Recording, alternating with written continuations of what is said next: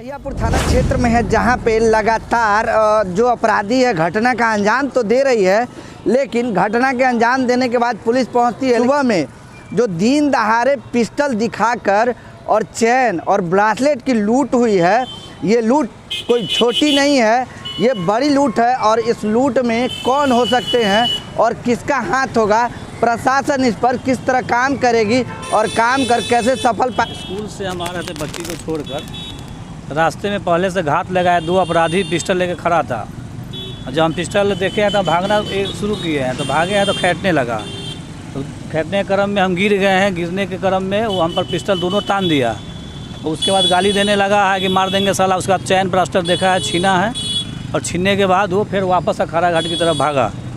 ये पहली घटना नहीं है, इससे पहले भी कई लोगों का चैन मतलब छीना गया है, कई लोग को गोली मारी गई है। उनको हम फ़ोन किए हैं तो 20 मिनट में 112 को भेजे हैं, और उसके बाद अभी खुद आए हुए हैं। अब आगे क्या है नहीं है तो अपना वो करेंगे। आए दिन इस तरह की घटना अहियापुर में घटती है। यहाँ पर पता चला है कि आए दिन 3-4 घटना हो चुका है। सुबह के टाइम में बार बार यहाँ घटना होता है। क्या होता है? ऐसा घटना इस रोड में बार बार होता रहता है, बार बार होता रहता है, लेकिन पब्लिक इतना मतलब आता जाता है। कई बार ऐसा हुआ है इस रोड अखाड़घाट से लेकर ओमेलिंग के बीच में।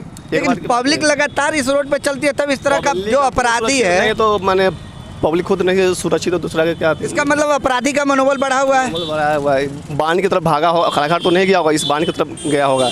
तो क्या अंदाजा लगाया जा सकता है?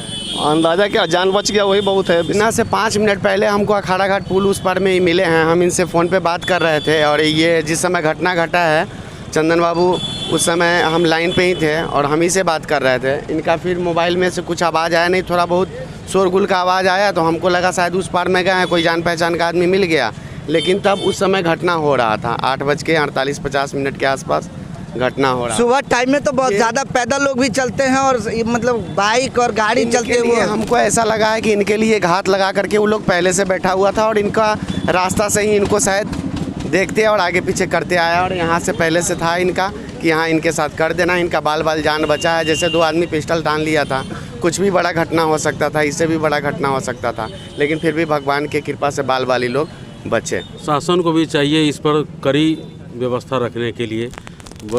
मेरे बड़े भाई हैं, तब दोस्त हैं, तो इनका जो है पहले से रेकी लोग किए होंगे, तभी ऐसा कुछ काम हुआ है। प्रशासन के तरफ से इनको कोई अगर कुछ सुरक्षा मिलता है तो बहुत जल्दी मुहैया कराया 1 घंटे बाद प्रशासन पहुंची है। लगभग 2-4 बार फ़ोन करने के बाद भी प्रशासन नहीं पहुंची है। तो ये जिस तरह ये देखिए भीड़ भाड़ वाली इलाका है, और सुबह 8:35 जो टाइमिंग है, वो टाइमिंग बहुत महत्वपूर्ण टाइमिंग होता है, क्योंकि उस टाइम में लेबर क्लास के मजदूर से लेकर के और जो ऑफिस जाने वाले होते हैं वो भी जाते हैं। यदि इस तरह की घटना घटी है इस समय में, तो ये प्रशासन के लिए चुनौती है। चुनौती ही नहीं, बड़ी चुनौती है। बीच सड़क पे पिस्टल तान कर और अपराधी छीन लिया। यदि वो अपना ब्रासलेट और चैन नहीं देते तो शायद गोली भी मार देती। तो क्या इस तरह की जो घटनाएं हैं आए दिन होता है, उस पे प्रशासन लगाम लगा पाए?